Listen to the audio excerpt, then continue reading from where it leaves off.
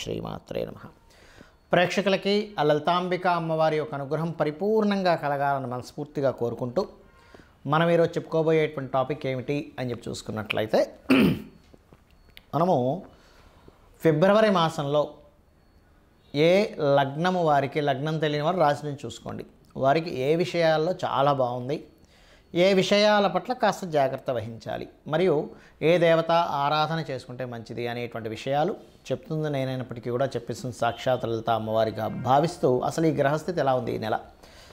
మనకి వృషభ రాశిలో గురువు, మిథునంలో కుజుడు, అదేవిధంగా కన్యలో కేతువు, మీనంలో రాహువు, మన కుంభరాశిలో శని చంద్రులతో ఈ నెల ప్రారంభం అవుతుంది 1వ తేదీ నుంచి.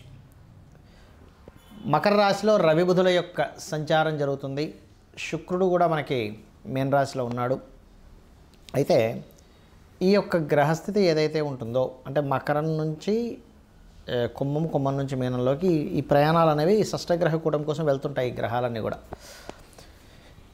ఈ యొక్క గ్రహస్థితి ముఖ్యంగా ఏ లగ్నము వారికి ఎటువంటి మంచి ఫలితాలు ఇస్తుంది, ఏ జాగ్రత్తలు, ఏ దేవతారాధన అనేటువంటి మనం ఇప్పుడు తెలుసుకుందాం. కర్కాటక లగ్నము, కర్కాటక రాశి. కర్కాటకం వారికి కనుక చూసుకున్నట్లయితే ప్రస్తుతం మీకు మీ యొక్క రాశ్యాధిపతి 1, 2, 3, 4 తేదీల్లో శనితోని రాహుతో కలయికల్లో వెళ్తున్నాడు. కావున కాస్త నీటి ప్రదేశాలకు వెళ్ళినప్పుడు ఖచ్చితంగా జాగ్రత్తగా ఉండాలి. అందులోని 3వ స్థానంలో మీకు కేతువు యొక్క సంచారం జరుగుతుంది కాబట్టి ఏదైనా మాట్లాడుకునేటప్పుడు ఇద్దరు వ్యక్తుల మధ్యన ఏదైనా ఒక అగ్రిమెంట్ అవుతుంది, ఏదైనా ఒకటి మాట్లాడుకుంటారు, లేదా కొన్ని విషయాలు అక్కడ జరగనవి ఇంకోరెవరో చెప్తే ఆ గాసిప్ నిజమనుకుని మనం కొన్ని రాంగ్ స్టెప్స్ వేస్తూ ఉంటాం, కొంత అధైర్యానికి గురవుతూ ఉంటాం. ఇట్లాంటి విషయాల్లో ఒక క్లారిటీ తెలుసుకోండి. ఎవరైనా ఒక మాట చెప్పారు, ఇది కరెక్టా కాదా, సరైనటువంటిదా కాదా అనేటువంటిది తెలుసుకోండి. ఏదైనా ఒక అగ్రిమెంట్ రాసుకునేటప్పుడు కూడా కాస్త జాగ్రత్తగా ఉండండి. అలాగే మరొక విషయం ఏంటంటే, ఇక్కడ ఈ శుక్రుడు ఎప్పుడైతే భాగ్యస్థానంలో ఉన్నాడో, మీకు ఉచ్చస్థితిలో ఉన్నాడో, ఉన్నత విద్యల కోసం చేసేటువంటి ప్రయత్నం ఫలిస్తుంది. డబల్ ఫ్లోర్ కానీ లేనట్లయితే డూప్లెక్స్ బిల్డింగ్స్ లాంటివి, లేదా ఏదైనా పార్ట్నర్షిప్స్లో ల్యాండ్స్ తీసుకోవడానికి ఖచ్చితంగా ఇక్కడ మీకు యోగిస్తుంది. అయితే ఈ కర్కాటకం వారికి పంచమాధిపతి వ్యయస్థానంలో ఉంటూ మరలా కాస్త నీచి పొందడం ఇవన్నీ జరుగుతున్నాయి కాబట్టి మీ యొక్క సంతానాన్ని విదేశాలకు పంపించాలనేటువంటి ప్రయత్నం ఏదైతే ఉంటుందో ఆ ప్రయత్నం సంబంధించినటువంటి విషయాలలో కొంచెం స్ట్రెస్ అనేటువంటిది నడుస్తూ ఉంటుంది. వివాహ ప్రయత్నాలు గమనించుకున్నట్లయితే ముఖ్యంగా మెడికల్ రంగాలు, బిజినెస్ రంగాల్లో ఉండేటువంటి వారితో వివాహ ప్రయత్నాలు ప్రధానంగా మీకు ఇక్కడ ఈ 13వ తేదీ లోపల ఎక్కువగా చూపిస్తున్నాయి. బట్ ఇక్కడ అష్టమ స్థానంలోకి ఒక 4 గ్రహాలు వచ్చి కూడబోతున్నాయి కాబట్టి కొద్దిగా ఇక్కడ 3 గ్రహాలు కలుస్తాయి, దాని తర్వాత అది చంద్రుడు మారిపోతుంటాడు అనుకోండి. సడన్ చేంజెస్ అనేటువంటివి జరగనున్నాయి. మరియు అదేవిధంగా చేస్తున్నటువంటి ఉద్యోగంలో మార్పులు అవతల వాళ్ళు మారుస్తారా లేకపోతే మీ అందరూ మీరుగా వెళ్ళిపోతారా అంటే ఇట్స్ డిపెండ్ ఆన్ మీ పర్సనల్ చార్ట్లో ఉంటుంది. అయితే ఇక్కడ గమనించుకున్నట్లయితే ఈ 3వ స్థానంలో కేతు ఉన్నాడు కాబట్టి ప్రత్యేకంగా మీరు ఏదైనా అగ్రిమెంట్స్, కాంట్రాక్ట్స్ చేసుకునేటప్పుడు కాస్త చూసుకొని చేయండి. అన్నదమ్ములతోని, అక్క చెల్లెలతోని ఏదైనా మాట్లాడేటప్పుడు కానీ, ఫ్రెండ్స్తో ఏదైనా మాట అది వచ్చినప్పుడు, ఎవరితోనైనా మెయిల్స్ కానీ వాట్సాప్లో ఏదైనా పంపించేటప్పుడు కానీ ఖచ్చితంగా జాగ్రత్తగా ఉండండి. అందులో ముఖ్యంగా 1, 2, 3, 4 తేదీలు 5వ తేదీ వరకు కూడా కాస్త నీటి ప్రదేశాలకు వెళ్ళినప్పుడు మాత్రం చాలా జాగ్రత్తగా ఉండండి. ముఖ్యంగా ఇక్కడ భాగ్యస్థానంలో మీకు రాహు యొక్క సంచారం జరుగుతుంది కాబట్టి పితృదేవత తర్పణాలు, పితృదేవతలకు చేసేటువంటి విషయాల పట్ల కాస్త జాగ్రత్తగా ఉండాలి. ఇక తప్పదు. కొంతమందికి ఎలా ఉంటుందంటే ఎప్పటికప్పుడు కొత్త అగ్రిమెంట్స్ చేస్తుంటారు, కొంతమంది లాయర్లు ఉంటారు, ఎప్పటికప్పుడు కొత్త ఇవి తయారు చేసి సబ్మిట్ చేస్తూ ఉంటారు. లేకపోతే ఆయుర్వేద సంబంధించినటువంటి చికిత్స చేసే వాళ్ళు ఉంటారు. అటువంటి వారు ఖచ్చితంగా గణపతిని తలుచుకొని ఆ యొక్క విషయాల్లో ముందుకు వెళ్ళండి. ఇక మీరు చేయవలసిన దేవతారాధన సుబ్రహ్మణ్యేశ్వర స్వామి ఆరాధన చేయడం అన్ని విధాలు బాగుంటుంది. చాలామందికి ఎన్నో రెమెడీస్ చేస్తుంటారు. ఏ రెమెడీస్ చేస్తున్నా సరే అది ముందుకి కదిలినట్టే కదిలి ఆగిపోతూ ఉంటుంది. అది ఎందుకు అనేది అర్థం కాదు. దానికి కారణం మనం చూడండి, ఒక తలనొప్పి ఉంది మనకి, తలనొప్పికి సంబంధించినటువంటి ఔషధం ట్యాబ్లెట్ వేసుకుంటేనే మనకు తగ్గుతుంది.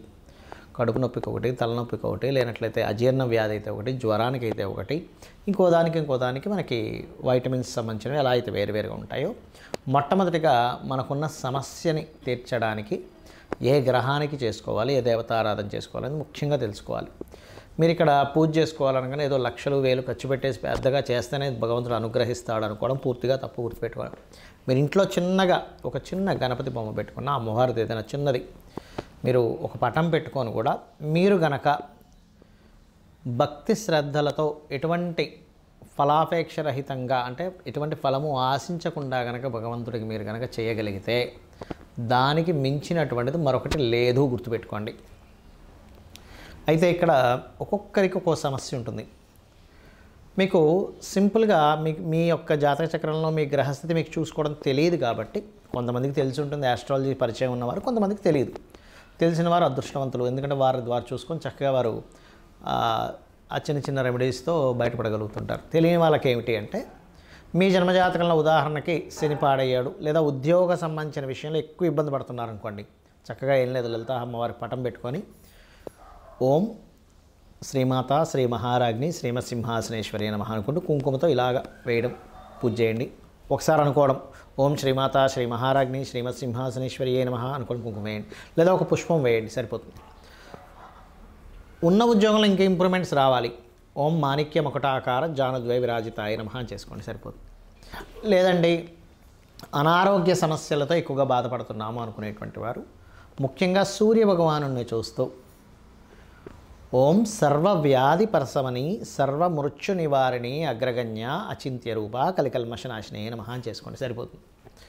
పేరు ప్రఖ్యాతలు రావాలి, సూర్యభగవాన్నే చూస్తూ ఓం భానుమండల మధ్యస్థ భైరవీ భగమాలినే నమః. అయితే మీరు చేసేటప్పుడు సూర్యుల్లో అమ్మవారు ఉంది అనేటువంటి భావనతో చేయండి. ఇంట్లో పూజ చేసేటప్పుడు అక్కడ ఏదో పటం ఉందని కాదు, సాక్షాత్ అమ్మవారు అక్కడ ఉంది, ఆ అమ్మవారికి నేను చేస్తున్నాను అనేటువంటి భావనతో చేయండి, ఖచ్చితంగా ఫలితం వస్తుంది. ఏమి ఆశించకుండా మీరు చేయండి, ఆటోమేటిక్గా ఫలితం వచ్చేస్తుంది. పంచోపచార పూజ అంటుంటారు, తెలుసు కదా, గంధము, పుష్పము, దీపము, ధూపము, నైవేద్యము, ఏ నైవేద్యమైనా పెట్టచ్చు. గుర్తుపెట్టుకుని ఇదే పెట్టాలి ఇది పెట్టకూడదు అనేది ఏమీ లేదు. మీ భక్తి శ్రద్ధలతో శ్రీకృష్ణ పరమాత్మ చెప్పాడు ఏంటి, మీరు ఫలాపేక్ష రహితంగా ఫలమైనను, పుష్పమైనను, పత్రమైనను, ఉదకమైనను మీరు ఏది సమర్పించినా కూడా నేను ప్రీతితో స్వీకరిస్తున్నాను అన్నాడు ఆయన. కాబట్టి అలా పెట్టండి, ఖచ్చితంగా తీసుకుంటాడు స్వామి. మరి అదేవిధంగా మరి కొంతమందికి వివాహం అవ్వదు, అలాంటి వారు తెల్లటి పుష్పాలు, ఎర్రటి పుష్పాలు తీసుకొని అమ్మవారి ఫోటో దగ్గర, లేకపోతే యంత్రం ఉంటే యంత్రం దగ్గర చక్కగా మీరు యంత్ర సంబంధించిన కూడా కొన్ని చెప్తాను నేను మీకు తర్వాత వీడియోలో. అక్కడ చక్కగా ఏం చేస్తారంటే మీరు ఒక్కొక్క పువ్వు వేస్తూ ఓం కామేశబద్ధ మాంగళ్య సూత్రశోభిత కందరాయే నమః అనుకుంటూ చేయండి. లేదండి మా దగ్గర పుష్పాలు దొరకట్లేదు, లేకపోతే అంత పొద్దున్నే లేదు అంటే అక్షింతలు వేసుకుంటూ కూడా చేయవచ్చు, అందులో ఎటువంటి సందేహం లేదు. మరి అదేవిధంగా వివాహ జీవితం బాగాలేదు, అలాంటి వారు చక్కగా మీరు ఓం శివకామేశ్వరాంకస్త శివ స్వాధీన వల్లభాయే నమః చేసుకోండి. లేదంటే బిజినెస్లో మేము రాణించలేకపోతున్నాము, అటువంటి వారు ఓం ఇంద్రగోప పరిక్షిప్త స్మరతూనా భజంగికాయై నమః. ఫైనాన్షియల్ గ్రోత్ రావాలి, ఓం సంపత్కరీ సమారూఢ సింధుర వ్రజ సేవితాయే నమః. ఆ రకంగా మీరు ఎంత చేసుకుంటూ ఉంటే అంత చక్కటి ఫలితాలు మీకు రావడం జరుగుతుంది. అలాగే మరి కొంతమందికి అప్పులు ఎక్కువగా ఉంటాయి, వాళ్ళ రేపు అప్పుల బాధలు చాలామంది పడుతున్నారు, ఓం అపర్ణాయే నమః అని చక్కగా బిల్వ దళాలు కనుక మీ దగ్గర ఉంటే ఒక్కొక్క బిల్వ దళంతో అమ్మవారి దగ్గర పెడుతూ ఒక పుష్పము బిల్వదళం కలిపి చేయండి, ఖచ్చితంగా మీరు అప్పుల బాధల నుంచి బయటపడతారు. అయితే ఇక్కడ ఏంటంటే చాలామంది ఈ గోచార ఫలితాలు అనేటువంటివి కొంత పర్సెంట్ పనిచేస్తుంది, కానీ మీ జన్మజాతకంలో ఉండేటువంటి గ్రహాల యొక్క స్థితి ఎలా ఉంది అనేటువంటి చాలా ముఖ్యమైనటువంటి అంశం. గ్రహస్థితి బాగుందనుకోండి, ఆటోమేటిక్గా మీకు గోచారంలో ఏ గ్రహం ఎక్కడికి వచ్చినా సరే మీరేమి చింతించాల్సిన అవసరం ఉండదు, గుర్తుపెట్టుకోండి. కాబట్టి గ్రహస్థితి మీ జన్మజాతకంలో ఏ దశ నడుస్తుంది, ఏ అంతర్దశ నడుస్తుంది, ఏ యోగం ఉంది చాలా ఇంపార్టెంట్. అంతేగాని ఏళ్ళు నడిచిన వచ్చేసిందని భయపడిపోవడం, అమ్మో కాలసర్పదోషం ఉందని భయపడిపోవడం ఇవేమీ అక్కర్లేదు.